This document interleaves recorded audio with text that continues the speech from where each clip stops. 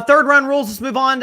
Everything, all the point totals get doubled from the second round. A great take gives you 800 points. A good take gives you 400. An okay take gives you 200. And a bad take, you still come home empty-handed with 0 points. This got added, I swear to you guys, swear to you, the audience, got added moments before the show started. So we're going to talk about it. So JJ Redick is reportedly the front runner to get the Los Angeles Lakers coaching job. You see him right there with LeBron. They have their great podcast together. I personally enjoy it. It's done very well. But JJ Redick is reportedly the front runner to get the job. But there's been some pushback, like, hey, this is a guy who does a podcast, and we'll see if this is if he keeps doing the podcast as he's coaching and all the stuff around it. So I'll ask you, Barry, again. This was added seconds before the show started, so I'm just going to let everybody just give their take. Barry, you sort of spearheaded it, so I'll let you go first, man. Your reaction to this whole stuff, and you have 2 minutes to do so, by the way. Don't go all day.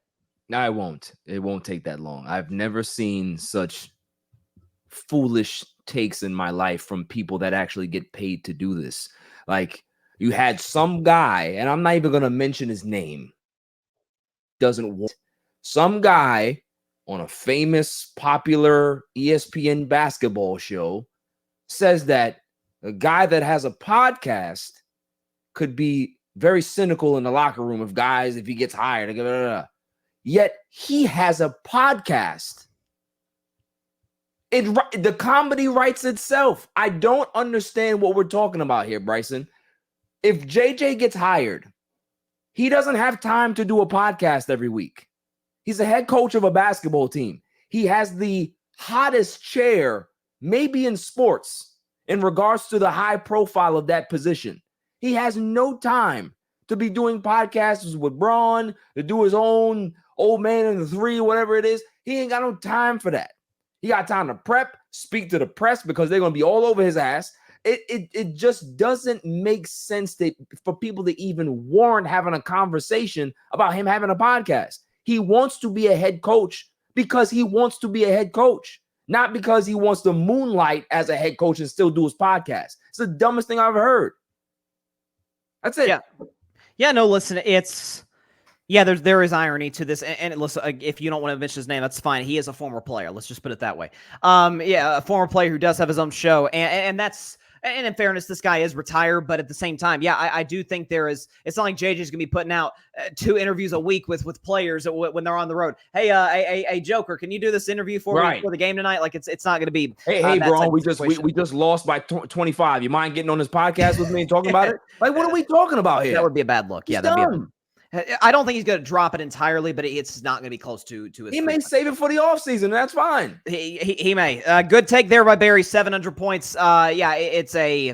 It is really fun, the media reaction. Like, people are really, whether you think JJ's gonna be good or not, like, you think he's the worst head coach hiring in the history of the NBA just by the coverage. You think he's like Steve Nash. I love Steve Nash, but it didn't work in Brooklyn.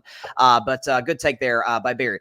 Danny, your reaction to the overall media reaction as a whole to JJ Redick probably, I mean, not saying it's gonna happen necessarily, but probably getting the Lakers job in short order. How long has he been retired for? About good 5-6 years, maybe? About that, yeah. About that, I don't know, man. Like, I can't see him as a head coach. I can only see him as a player for some odd reason. I'm thinking JJ Redick from Duke days. You know what I'm saying? So to see him on the NBA pedestal to coach a team, it's kind of. But I don't know. I don't really see him being a candidate for the Lakers head coach job. Don't see me as a candidate for. Okay. I mean, listen, that's. We've seen guys in the past obviously leave their career, go on to be. Again, we've seen guys with 0 coaching experience. Steve Kerr's a prime example. Go on to be very successful at the Warriors. Mark yes, Jackson. that was a ready-made situation, but I don't really got championship with the Warriors. You know what I mean? Like, there's many other coaches. You know what I mean? There's certain coaches that should have got opportunities.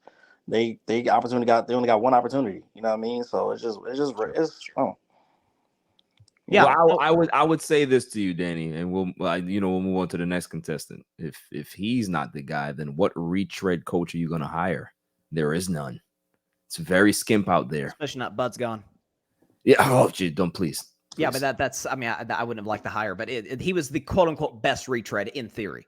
But yeah, no, I think you make some solid points there. Okay, take here from Danny, get him to 450. It's Yeah, I mean, listen, you do mention an okay point, like regarding, listen, he's never coached before. He hasn't been retired that long. But I would argue if there's anybody any of the candidates at least, who's in tune with what the modern NBA is, it's JJ Redick. Obviously, he played in it more recently than anybody. He knows the players. He does the podcast. He calls games. So I think from that perspective, it could be an advantage. But again, coaching, there's a little bit, different stuff that goes into that. But as far as like Matt Barnes, maybe Steven Jackson. All the smoke coaching staff? Oh yeah, all the smoke coaching staff. That would be something. All the smoke coaching staff. That would be. You gotta smoke it. You have to smoke at least 3 blunts to be on the staff. Half of LA smoke weed, so that's true.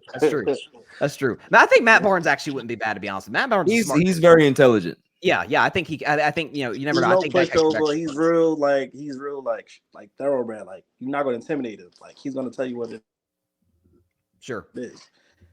For sure. I'll take Steven Jackson as my assistant coach. Listen, that would be funny if that were to occur. To you, Mike Guido, your reaction to this overall reaction to JJ Redick maybe getting the Lakers job. I know you and Barry for a brief second there before we started the show we're really going at it about it. I'm gonna mute so I can curse in private. Yeah. Well, he should, and I'm pretty sure he's gonna love this. But here's the thing: I agree in some sense that I don't think that him having a podcast now is a big deal. Given the landscape that we're in the media, I just think that, I'm not sure that JJ Redick has said anything too out there to really, have people concerned in that respect. So I don't really think that matters now. However, here's the thing, man, is that LeBron and JJ Redick's podcast is 6 episodes deep as of today. It is a brand spanking new show. And if there's anything that anybody knows about LeBron, it's that he doesn't give up on a project like within the first second. Like, I just don't understand why it's possible, why it shouldn't be considered possible that JJ Redick could have a podcast while he's coaching. You have every player in the NBA at this very moment seems like has a podcast, right, of some sense or capacity, right? And we always say, right, and especially about the this guy's the first to do this, the first to do that, right? Why couldn't JJ Redick? Because the argument is like, what NBA head coach do you see has a podcast right now? Well, most of them are old, first of all, and second of all, why couldn't JJ Redick be the first? Like, that's kind of where I'm going with this. Is that, like, I don't understand why that, like, what it would be a bad look, or you don't see any other coaches doing it. That's not a good enough reason for me to say, yeah, they're not going to. Now, again, it's a different conversation of should they? No. I think player podcasts during the season are dumb. I think whatever you want to call it, I think they're dumb. I agree. I think it's a distraction, but that doesn't mean that I don't think it could happen. So, yes, I think JJ Redick is, I think, honestly, likely to keep the podcast if he's hired as the head coach of the Lakers. I do think he'll keep it. I do agree with you there. I don't think he'll just ditch the old man, the 3 and all that. But, yeah, I mean, listen, again, you generally speaking, you could argue, yes, the player podcasts have been a distraction. I'd argue Draymond Green had the player podcast in 22 and the Warriors won the finals and played his best game in the last game of the series when his podcast was at an all-time high. So, again, to me, it's a case-by-case basis. Like, I don't know, I hate to take shots here, but if Trae Young has a podcast, it's like, okay, like, Trae, you've had one nice postseason run, and that is literally it. But if you're an accomplished player like a Draymond, what's that? His podcast was horrible. It was, yeah, it wasn't that good. It wasn't that good. The Josh Hart, Jalen Brunson one, I actually kind of like that one. But listen, there's Paul George. Like, there's some good ones out there. But yeah, I think he made some good points. I'll give you a good take as well, Mike. Tie you and Barry, just so we can. I think both y'all have good takes, but we can tie it. This is a wash again, essentially for you guys. Because I'm not gonna lie, it's feel like kind of a waste of my time, the audience's time. But I like to hear what EJ has to say. Your reaction, EJ, about the JJ. Just telling you about the JJ Redick reaction to him potentially getting the Lakers job pretty soon.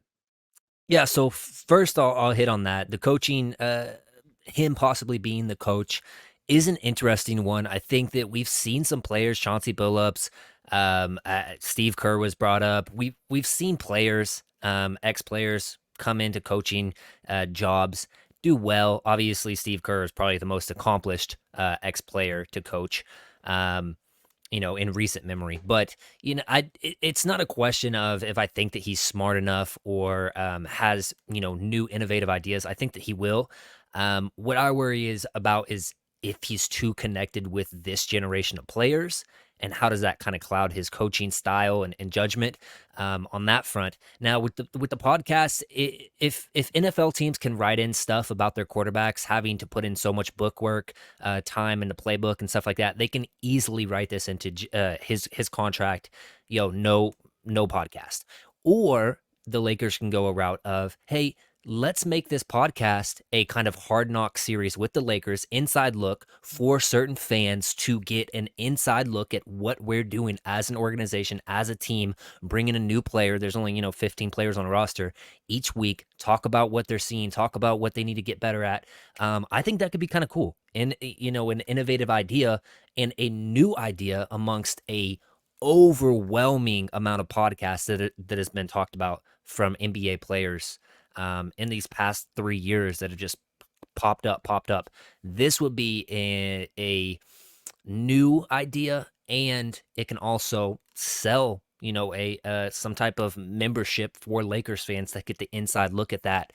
And I don't know, it could be kind of cool. Now, does that interfere with his coaching? Probably, but it's one of those things. How well can you juggle it when you have 15 guys under you versus your own self having to worry about as a player?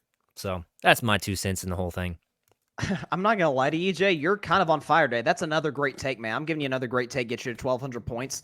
Listen, I love the outside the box idea with making it a, like you mentioned, like the Hard Knocks thing and doing like a one-on-one. Like I always say, God rest his soul, Kobe Bryant. I always loved the detail series he did. I think Peyton Manning might have done it on the football side. Like I love these sort of inside, break the game down type of thing. And if you do that with, again, obviously JJ Redick and LeBron, that's like peak basketball IQ at its finest. But if you were to do one with an Anthony Davis, do one with an Austin Reeves, like I think that it'd be interesting. I think people would watch it, especially given it is the head coach of the Los Angeles Lakers. That could be fun. So EJ is finishing this segment off very well. Your second great take of the night, my man. You are on fire.